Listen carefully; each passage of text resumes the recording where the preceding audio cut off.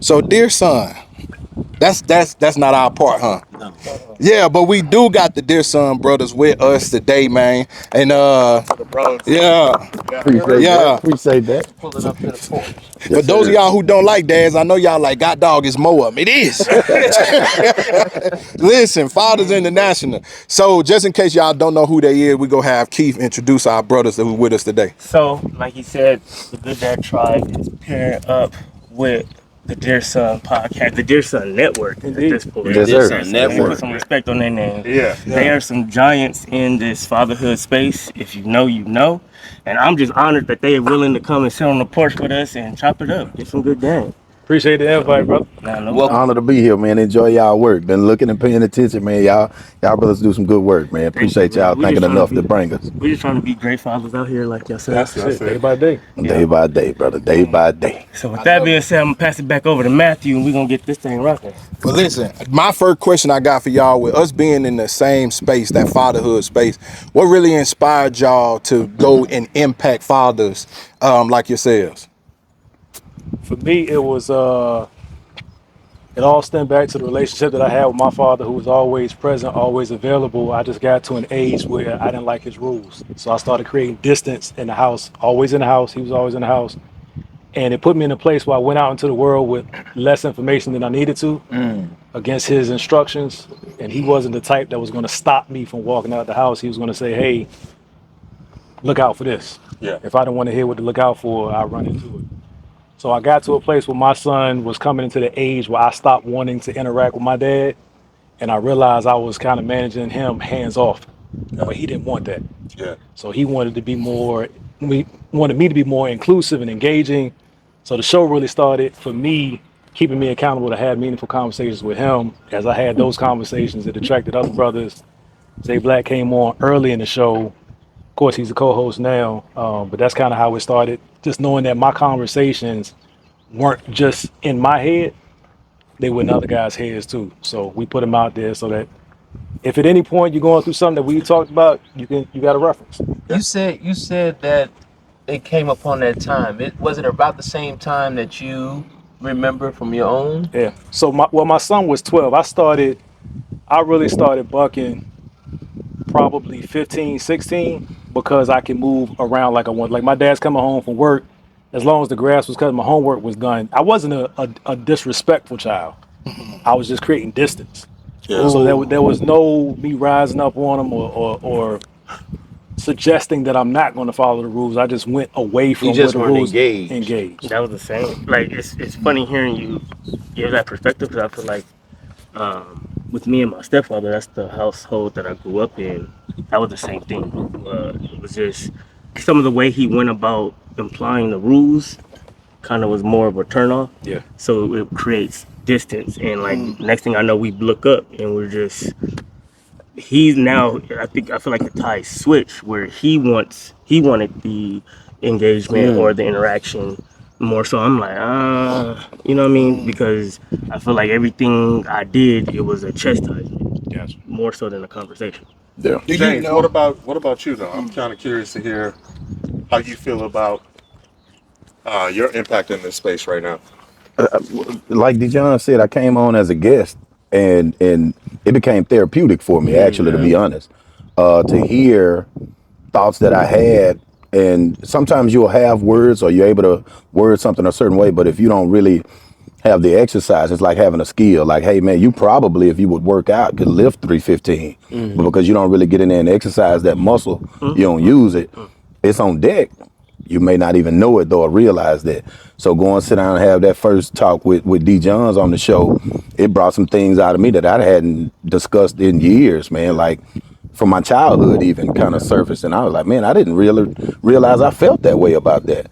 So then a few episodes later, he invite me on again, and it goes deeper again. My family started reaching out after seeing the episodes, asking me questions about. They're like, man, you never talked about that. We always wondered though, but we had no idea you even felt like that or even realized that you knew that went on. Yeah. So after that, and he came and said, hey, how you feel about being a co-host? Man, absolutely, because I actively saw it making me a better father and husband. Because now I'm more and more getting more practice at using my words and philosophies that he share and we share, and a lot of times it hit us in real time. Yeah. And then I go home and be like, man, me and D was talking today. Yeah. And man, I said something to you the other day, and I want to apologize about that. Apologizing to my kids. That wasn't a thing when I was a kid. Adults didn't apologize to children when I was a child, man. But now it's an active act in my house, and I really can attribute that to being on the show. I think for me, it was the apps. I had a tremendous relationship with my father when I was young. He was my best friend. He was a dean that I mean, we would sit on the porch at 2 a.m. in the morning and have conversations. But I lost him twice. I lost him to diabetes first. Yeah. Because he could no longer be the man that he was to me, that I remember, this big 6'3", 300-pound God. Yeah. Right. Yeah. And so I lost him to diabetes, which shifted me into becoming a man earlier than I really probably needed to be. And then I actually lost him to death. And moving to Dallas gave me a circle of older men through hoops. Yeah. Gave me a circle of older men that I was like, oh, I am in a deficit. I do have something missing. Even still today at 35 years old, I was at that time, I am missing some kind of relationship. And so it became more important for me to start advocating for this community of, you need a dad at 15, 20, Yes. 25, 35, 45, 65. Right. Because you've never gone through that period of your life. So I think that's what made being a part of this community something great. Yeah. Having a brand, you get to see so many differences because we get comments where other men, they may have a brotherhood like this or maybe not, and they never get to see the different perspectives. Having the brand that y'all have, what's something that seeing those different perspectives that may have even changed your perspective? Like, because you got people who had a dad, you got people who didn't. So what's something like that y'all learned or noticed just from a brand standpoint about different fathers? To tie that, the great thing about it is the diversity on the show. D. Johns grew up in a 2-parent household. He had his father there. My only exposure to my father was during the summertime. Like me and my brother, we went to the summer with my dad for 2 months. And my dad actively was trying to catch on 12 months of parenting in 2 months. Instilling rules and guidelines. And I smirk when I say that. Did that feel heavy? It was crazy because it was a direct conflict or contradiction to the way my mom ran the house. My mom was very liberal, if you will, with, hey, don't kill yourselves. You know what I mean? Whereas my dad was like, you don't do this, you don't do this. And we looking at each other like, man, get me back to the house. I didn't have the defiance of, I don't know you, you don't know me. It's never been that. It's just a matter of, I'll abide by this for 2 months, but when we go back home, this dead. So from that, later, not to foreshadow the episode, but the irony is the judgment in the comments from us having these discussions for the onlooker of the audience seeing or feeling a certain way from 30 seconds viewing, and now they have our whole perspective and parenting style figured out in 30 seconds. That's the crazy part. Yeah. That is absolutely the crazy part. Let me get after it. Let me get after these comments, bro. Because I've been living in the comments. We did an episode about being co-parents, right? Yeah. And it is amazing how much judgment, how quick people are, how much excitement they have about like getting to a conclusion that was never in the video. It's an assumption. But I also see in that, and we talk about this often, is there's so much pain out in that community in which people are pulling their stories into the comments, and it has nothing to do with what we're trying to share. It allows you to have some empathy for it, right? I try to have some empathy for it because I really see that this brother or this sister might be sharing a story because they want to be in an audience of people who want to love on them. Yes. But at the same time, I'll be like, damn, man, where you stay, right? And how far are you away from me? Right. How do you see it, D-John, from a brand perspective and seeing those different perspectives in the comments? So today, the today version of me approaches it something I say to James all the time, like, be mindful of people that try to solve a 10-some problem with 2 ounces of information. That's a bar. You're already so far apart from like our logic is so far apart. That's not a gap I can close in the comments. Yeah. The other piece of it is that people respond from their pain points. Yes. Red light, and I think that's kind of what you were Yes. alluding to. They don't. The opportunity of the comment is just the opportunity for them to say something that had nothing to do with the actual content. At all. And once I got that in my spirit, there are moments where it's not in my spirit, but sometimes I'll comment in a note so that I get it out of me that I said it. But I know it'll do much more damage because my specialty is wordsmith. Like I enjoy people knowing how stupid they are in real life. The comment section is really not for that. That is true. Now Yeah. I'm gonna take that tip. Open up a note. Open up a note. I think it's also cool though, just kind of going with what you was just talking about, Dijon. Really, it's like understanding where people are at. So like when I see a negative comment or they totally miss the message, for me it's just kind of like, oh, you know what?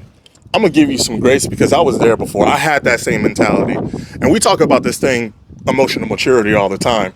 And so when you see positive comments, you're realizing that they're finally actually getting what the full context of the message is supposed to be conveying.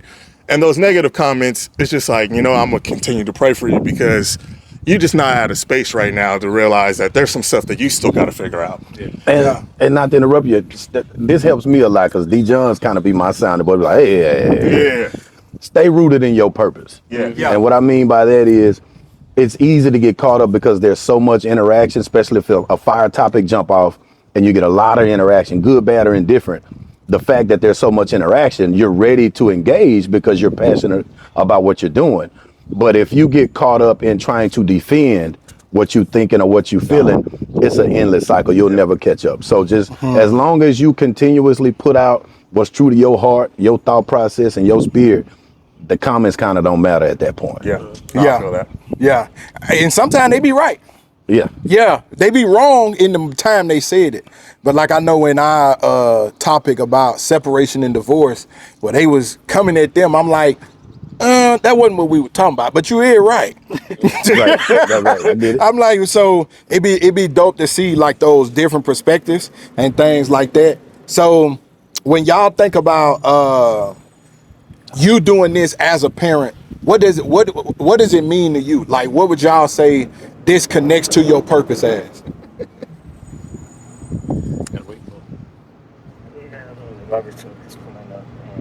They normally are done by now. Software, Oh, you saying they're a little late? Huh? Software, I said can pull it out. That's what I'm saying. That's why I'm not. Yeah, go ahead. I think what you talk about is you just mentioned purpose, right? Yes. Staying locked in on your purpose with respect to fatherhood, right? Yes. I think one of the misconceptions that I think people get about this community, because they're seeing clips about fatherhood, is that they think we know it all, or that we got it right.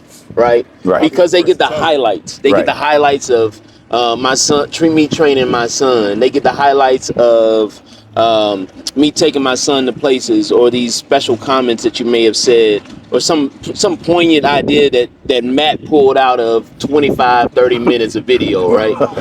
The reality is there's probably at least 6 times a week that I have this thought of, damn, you should have did that different with your child. Certainly. Right? And it probably 5 times out of the week that I gotta literally go back to him and say, I could have did that different. I apologize.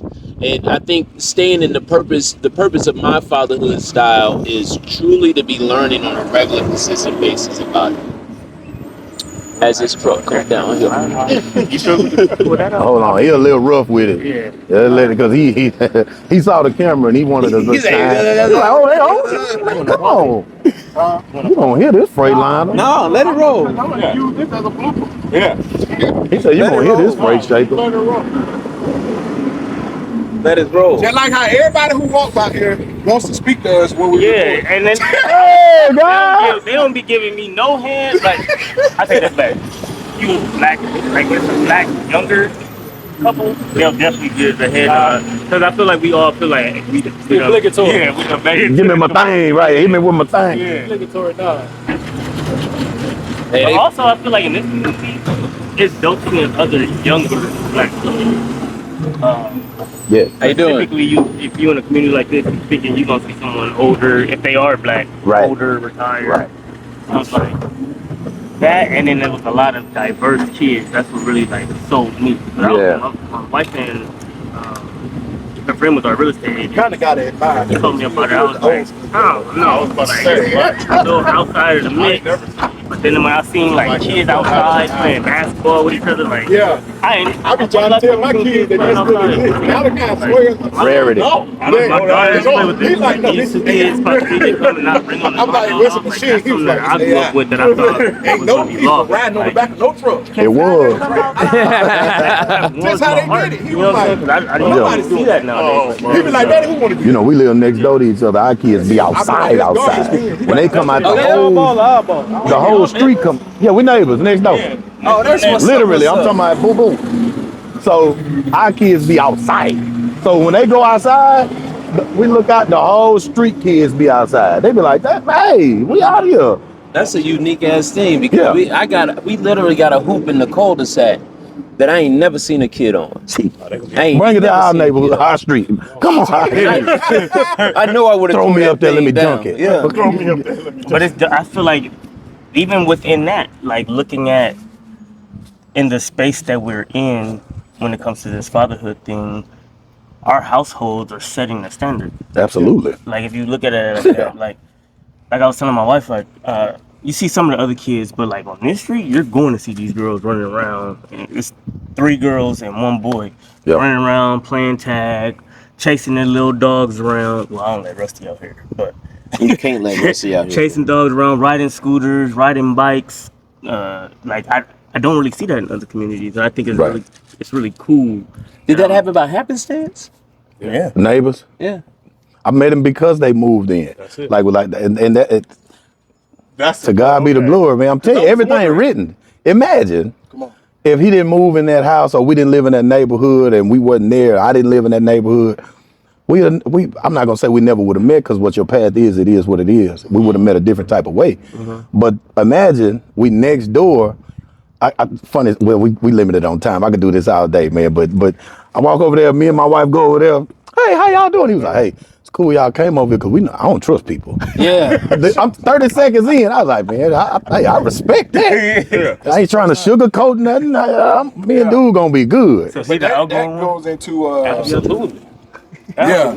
But that goes into kind of what we was talking about, like how do y'all see like your purpose going into this, because you have your own lives that you have to live and being fathers, but you're literally making the time to be able to reach out and give it to other fathers. How do y'all feel like the Dear Son Network supplies y'all purpose? For me, it's showing my kids what's possible. Right, that's a through line for a lot of things right now. I spent a lot of time in corporate, had corporate success, got the spoils of that. Corporate was taking, well, I asked God to take it from me. He actually did that, go figure. Still working my way through that. But seriously, it opened my eyes to how much value I was putting on things that weren't necessarily valuable in the grand scheme of life. Right? My family was getting the rest of me, corporate was getting the best of me kind of things. So then it was like, corporate provided this lifestyle. That's what I knew. Now that you have to pivot, what can God do? Not that God wasn't working before, but I showed up as if it was me doing that thing. No. They know for a fact that whatever happens with this is all God. So to build something in front of them that keeps me accountable, and my children grade me. Like I've had my oldest son on there to kind of like to have a conversation about what's working, what's not working. Platform was never, from my perspective, established to be a highlight reel for me. People actually are more likely to reach out to me to see if I'm okay because of the stuff that I put out about my missus. It's not about the highlights. Whoever gets the highlights, cool.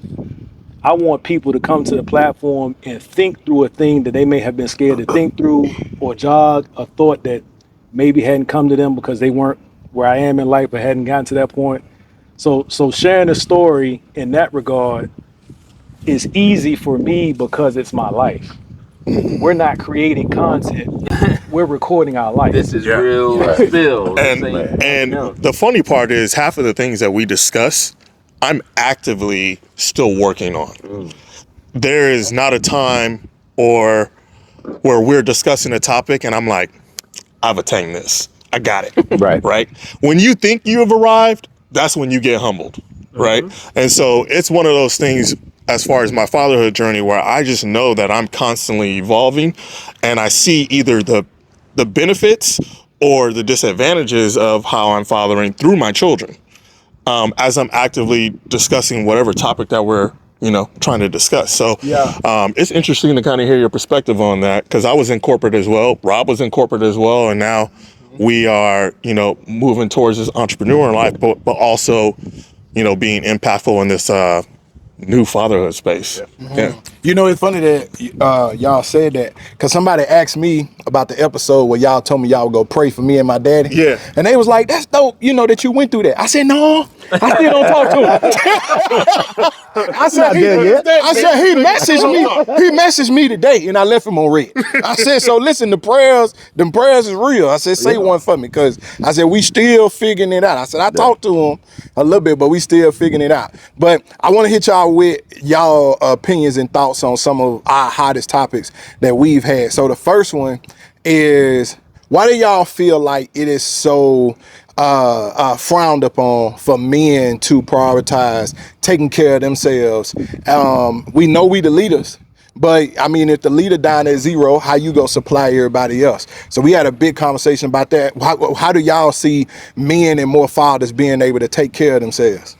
I think out of habit and ritual, we were always taught that it was frowned upon or arrogant to put yourself before anybody. Like if you are truly a protector or a provider was the lesson, then you have no business thinking of self at any time.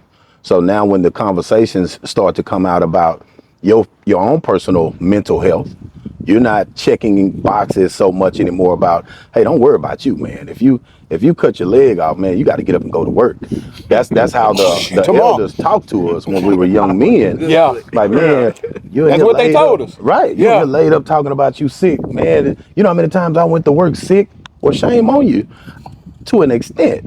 I don't mean to shame you because you showed me what work ethic looked like. I grind, grit, and hey, we still have demands on our time, on our lives to have to be accountable that our family still needs to be nourished and cared for. However, the lesson that's missed, perhaps that plays into women go to the doctor, children go to the doctor, men do not, because they didn't see men as they were growing up going to the doctor, self-help, self-check, self-nourishment, self-accountability in that space to where if I go down, what do my family do? Oh man, I just got to make sure I got a fire insurance policy. Well, hold on, because that's not the same. Yeah. I'm trading. So now the mentality is I'm constantly trading myself, my time for the provision of my family.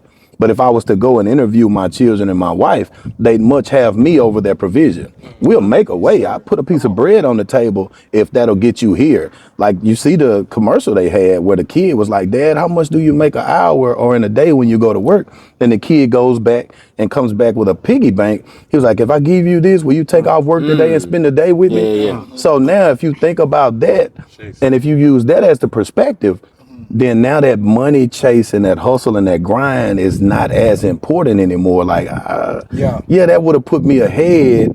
However, I'd rather kind of timestamp this and put this in the love bank with my family, though. And me being healthy and being here is the best way for me to do that. So, quick question for that. What should the fathers and men do who families don't see it that way? Because there's a lot of them, too. So they don't see it as, oh, dad need to take care of himself. They also seen the same thing. Like, this literally is guys who have told us they don't think they wife or kids have ever even thought about it. Like, dad don't go to the doctor. I'm going to jump in front of you here, Jay. Go ahead. One of the things that the comments has shown me is some of that pressure we've been putting on ourselves. Absolutely. Absolutely. I think it's probably a 10-to-1 in the comments from women specifically who are asking us to take care of ourselves. Certainly.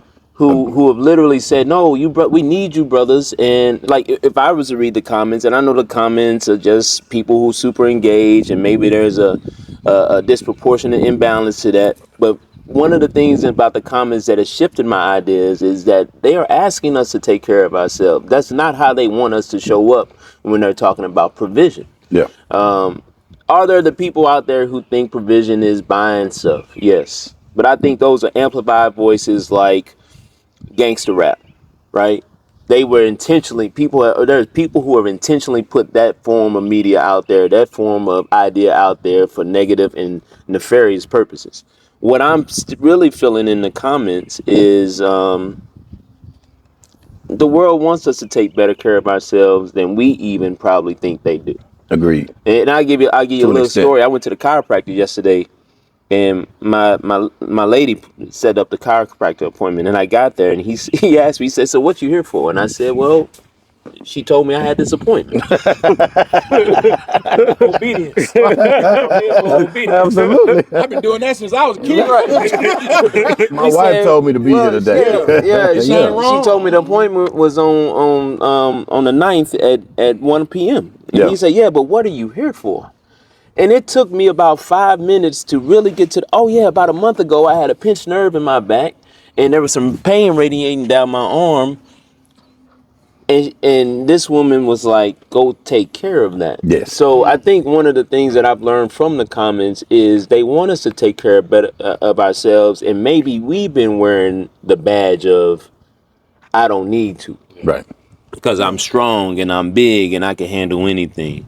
So I've kind of shifted my ideas as a result of this whole fatherhood experience we're going through, that But they do want us to take care of ourselves. But I also think that stems a little bit of that is also the miseducation of how important that kind of stuff is. Certainly. Right? So with me being in the fitness arena, there's certain mobility exercises that I do whenever Yeah. I'm feeling tight or whenever I'm feeling a little off. Yeah. Right. Yeah. But I'm privy to that because that's my profession.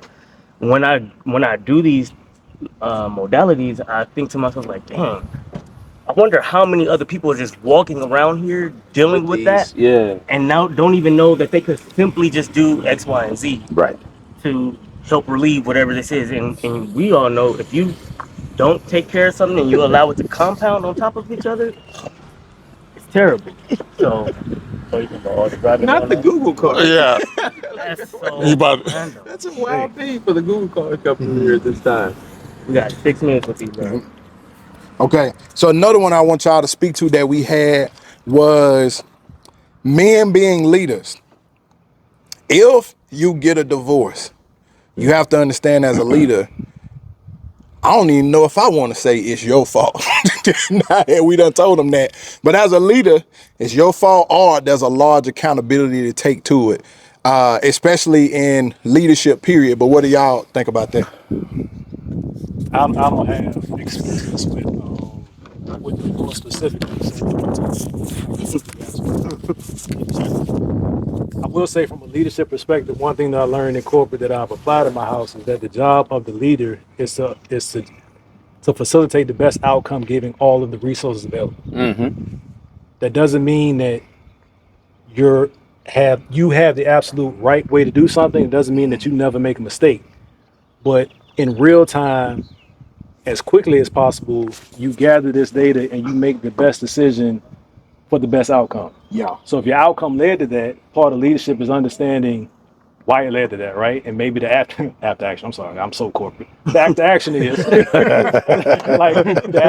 is what did you contribute to it? Though it's behind you, you probably want to understand that before it gets to that point. But leadership is not necessarily owning somebody else's mistakes; it's owning the outcome.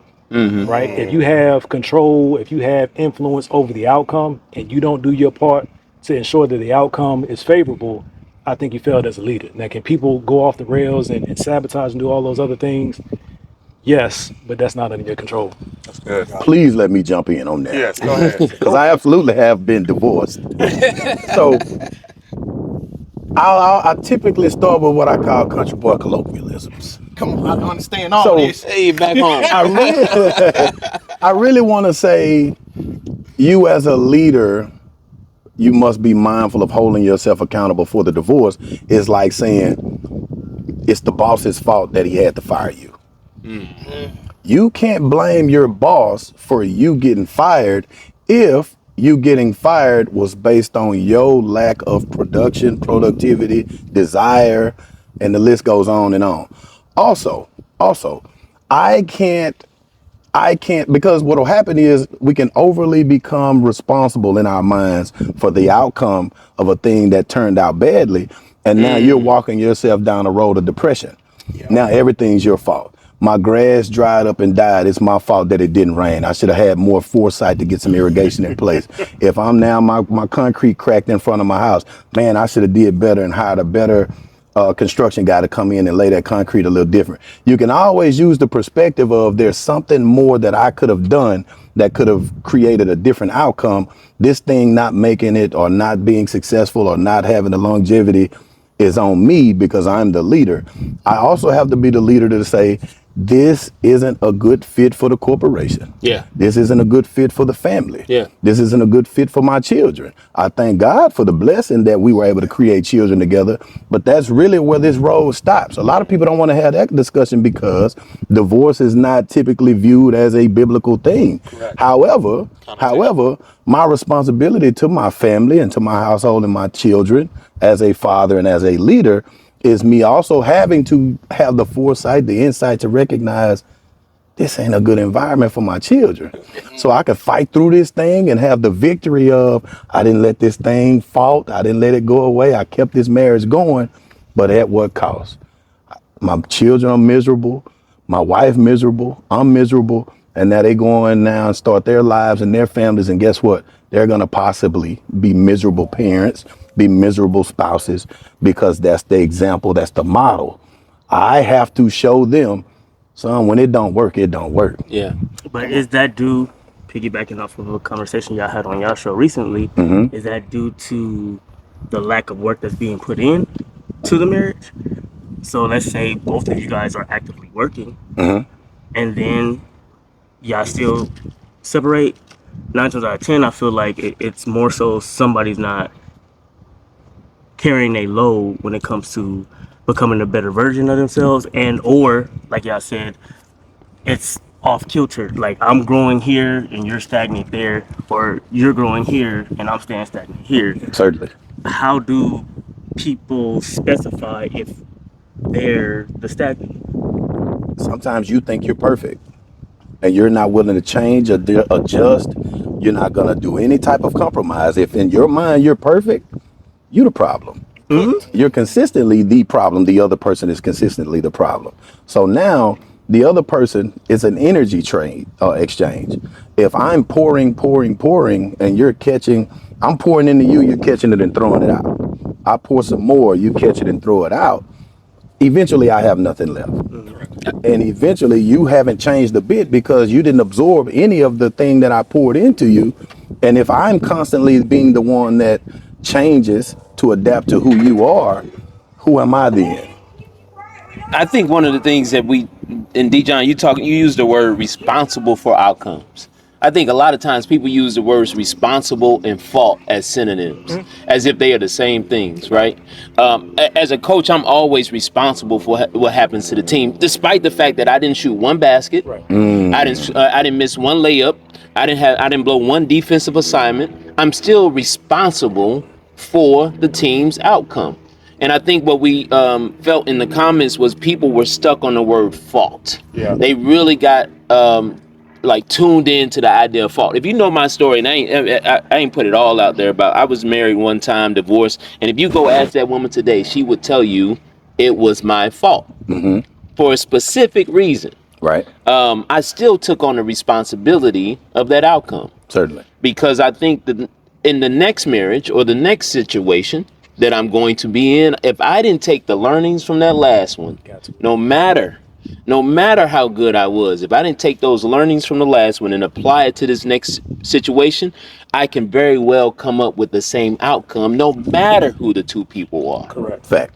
And I think one last part that I leave with it is sometimes we don't want to have the tough personal conversation about how much of my non-negotiables did I negotiate up front, right? There was a thing that I enjoyed more than this non-negotiable really meant to me for a time. that benefit is now not outweighing my non-negotiable, but you knew this was a non-negotiable up front. So sometimes we come to a point in life where we realize that we actually made this decision. Yep. Yeah. And we try to figure out how not to be our decision that put us where we are. Absolutely. Yes, sir. Yeah, I Yes, got sir. some things to add to that. And I want to respect our time. Yes, but sir. like even We so gonna much blame to the that. fact of even so much to the fact of like, huh? Oh, 10 more? Okay, cool. Like I'm looking at it as also like when you are living in not struggle, survival, and you've learned to put your non-negotiables to the side in order to survive.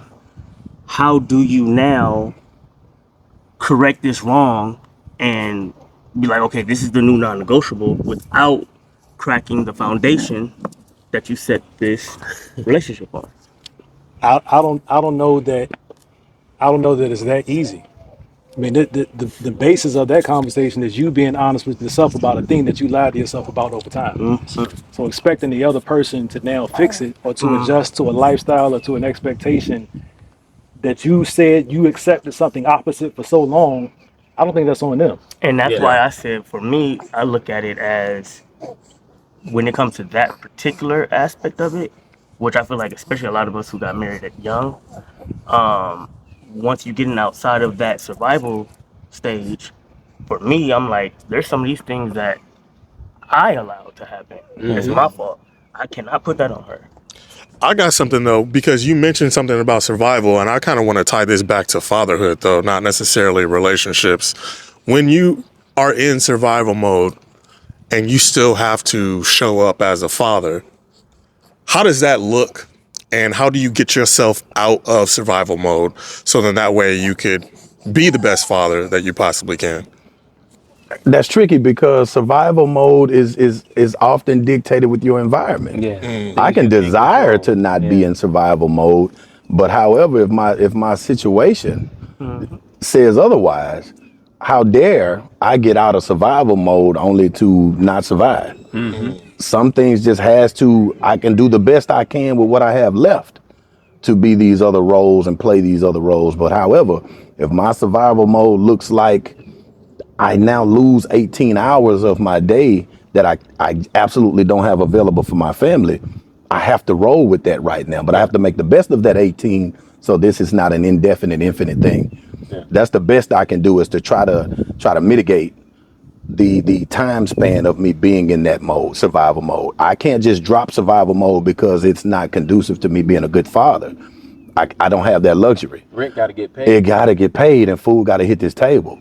Whatever that looks like. If I have to, my children now going to college and they have these dreams and aspirations, I don't want to come out of survival mode just for the sake of, son, you got to give up on that dream. It's going to put it a little too tight on me. Yeah. But survival mode is not necessarily always being financial.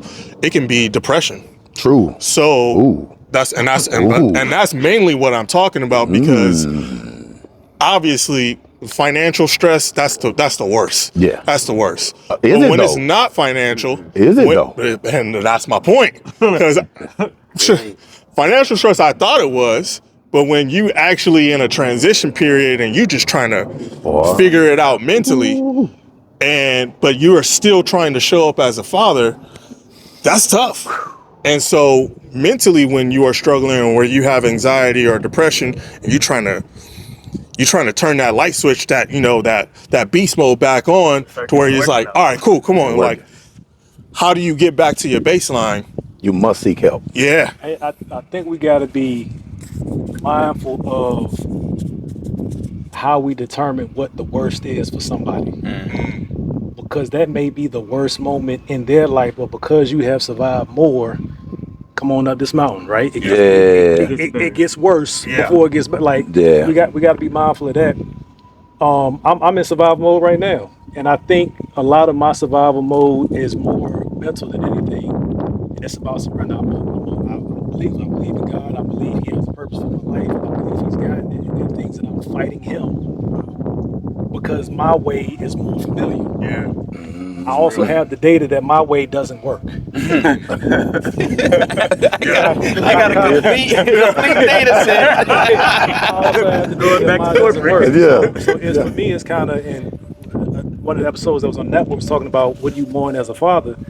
Part of what I'm mourning as a father is who I thought I was to my family when the money was right, compared to who I think I am to my family when the money is not what it was. They haven't changed their perspective of me either way.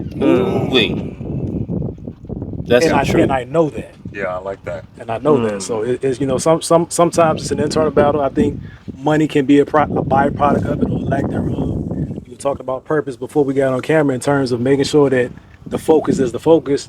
I don't think there's a bad thing about money being a byproduct of a good thing, or the absence of money suggesting that a thing is bad. But yeah, I'm big survival mode. So whatever it looks like, keep watching. Yeah. I'll find out. Absolutely.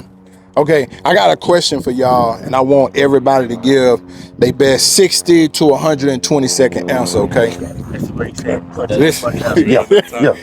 how do you help men who aren't leaders? Matter of fact, dads who naturally aren't leaders for whatever reason. They ain't had the training, the fatherhood, they don't have a brotherhood to help them. How do we help them become better leaders? I think we doing it.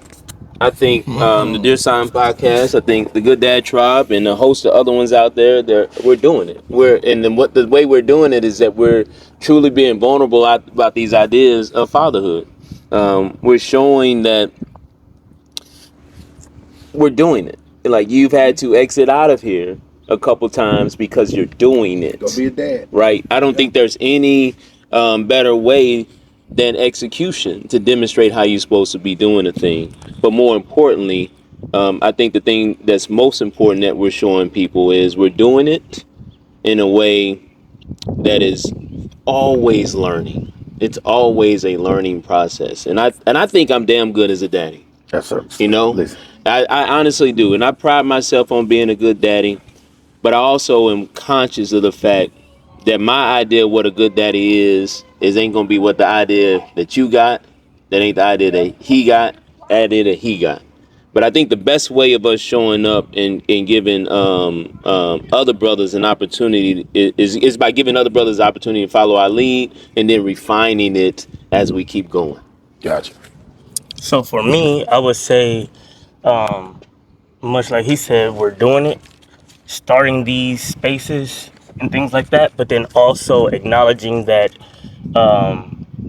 leadership doesn't all look the exact same. And I've always, like, I'm learning that in real time right Real now, time. right? Like, I Within the started, tribe. within the tribe. Like, I started this, but my core group who's helping me grow this are all looking to me as leader, and they've all have seen really high success at a very high level in their perspective rights. Yes. I've never seen myself as like a leader of men's men, you know what I mean? But I'm learning with the way I go about things and the meekness and patience and having understanding, but then also standing firm in what I feel like the mission is. It's a different outlook of what leadership is. Yes, sir. And you can't lead with ego. Whenever you leading another man who's a man, if you put ego in front of that, you're gonna lose that man, because am I supposed to suppress who I am because of you? Who are you? You ain't God, you know what I mean? And so if I always lead with what my ego and what I did and what I could boast about, it's gonna turn so many other men away. So with that, I'm just gonna say, for me, it's more so every leadership is not supposed to be the same. Certainly. I'm gonna ask you. No, I was gonna concede mine because y'all covered mine. I concede my 60 to 120 because he basically said what I was thinking. If I could just add one, because I wholeheartedly agree. But to piggyback on what you said, if I could add one little segment to that, is the biggest thing about leadership doesn't always look the same is being open to perhaps the role that you play is not gender specific. Yeah. You leading that household could very well be a thing that says, "Oh, my wife is far better at Oh yeah. all of these things than me. I'm 100% So now I've with convinced you on that. myself that as a leader, I'm supposed to pay the bills and pay this and pay. Make all the Maybe decisions. she's 10 times better at those things than I am. Logistics, planning a trip, lining it out, booking the travel. If she's better at that in the household, there's no there's no downtrodden or shame in allowing the best person in that marriage, in that household, at a thing to execute that thing. That's great, effective leadership. Yep. Yes, Male ego and pride is a drug. it is. You ain't got no business booking this. I'm the man. I'm supposed to book this. And now you got us staying at the Keep right, Hour away from the right. attraction that we supposed to go to. And she would have had us across the street from the venue in a 5-star for $30 Yeah, cheaper than you paying discounted at price this location. with a coupon she found. Absolutely. Leadership isn't forcing your will upon the household. It's making sure the household is running as seamless and proficient as it's supposed to. It's like Dijon said, outcome. it's taking everything you got and being responsible for the outcome, not necessarily every step of how we got there. Exactly. That's good. Anything else? So when your kid turned 25, so like I got my youngest boy here now, and I think about sometime when he turned 25, what do I want him to say about it? And I can go first and say, I know one thing I want my kid to say more that I feel like my 10 and 11-year-old don't have. When you ask them the first 5 things about me, it's all work related. And I got a community for that. And yeah, you know, it's cool that it's great for them to see what I've done from an entrepreneur, you know, standpoint. Like they've seen me get it out the mud, build a business in the closet. But my next 10, 15, 25 years, I told myself this the other day, man, I'm dedicated to at least him. I don't mind if he don't even know what I do. You get what I'm saying? I want him to have a better perspective, especially if, you know, they first generation, because I didn't grow up with my dad. I want them to have a dad perspective. But what would y'all say when y'all kids get to that age? And what would y'all want them to say about y'all? For me is I still want to know what my dad thinks. Today, I'm grateful to have my father. He's 70, I think it'd be 78 this year. Oh wow, that's He'll beautiful. be 78 this year. I care very deeply about what he thinks. And I'm not saying I call and ask him what to do or for permission. What he's modeled for me has gained the reverence for him of his thoughts. Yeah. I want to be that. That's Good. I want mine to be able to say, thanks to my dad, I not only know who I am, I'm comfortable with who I am. That's dope. I'm comfortable enough with myself that if who I truly am does not fit in a situation, a scenario, or a relationship for that matter, it's not for me because I'm not for everybody. And we lack that because we're in such a get in to fit in groupthink society right now that I would love to know that my children can look back and say, this may not be what you think I should be doing or fit with what you want me to do, but I stand right here. And that's success to me. What about you, Keith? yeah. Much like both of you said, it's the I want my daughters to know that daddy is always home. Like you don't have to run away from any topic, subject. Like you can always bring it to daddy. I may have to do some course correction, Right. but I don't want you to feel like you're always going to be in trouble. Right. If you bring something to dad. Yep. I look at it like I have 2 daughters. I don't have the privilege to have a son, but I have 2 daughters, so I'm raising 2 wives. And so I want to make sure that I'm imparting into them the certain things that I feel like generations before us didn't really be specific about, especially when it comes to women dealing with men. Certainly. Man. My ups, my downs, my misfortunes, and just be open and honest. Cause the way them girls look at me, I'm their superhero, Yeah. and I want them to know that they superhero have flaws too. Yeah. Yeah. You know what I'm saying? Yeah. So that's what I want. Oh, I think for me, it's probably the idea that my presence wasn't performative. Like, that me being there wasn't for some shine. It was actually something that I really enjoyed doing. That is something like my daddy being there was something that he got so much joy out of, that it was nothing that he felt was an obligation. And I promise you, I feel like being a good daddy is an obligation, right? But whatever when they tell my story, I want them to feel as if my presence wasn't performative, Yeah. as if that it was something that I enjoyed doing, that I wanted to do each and every day, and something that I want to, like you say, D. John, keep doing to the day I die.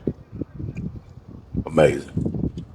Honestly, really just two things: that I care, that they know that I care, and two, that they know that even though I wasn't perfect, I'm not going to let my past mistakes define me. And that's the main thing that I teach them right now. Actually, is it is okay to fail, but understand that we don't stay there.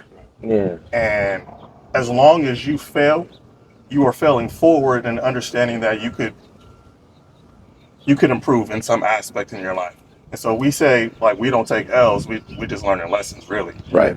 At the end of the day. And that's what I want them to be left with, that it's okay to fail, but also, like, Dad's also going to be there when you fail. A mistake And that is I an care. event, right? Yeah. A mistake is an event. It's not your name. Yeah. It's Right. something that I say to my kids on a regular basis. A mistake is an event. It's something that occurred. It is not who you are. Yeah. Yeah.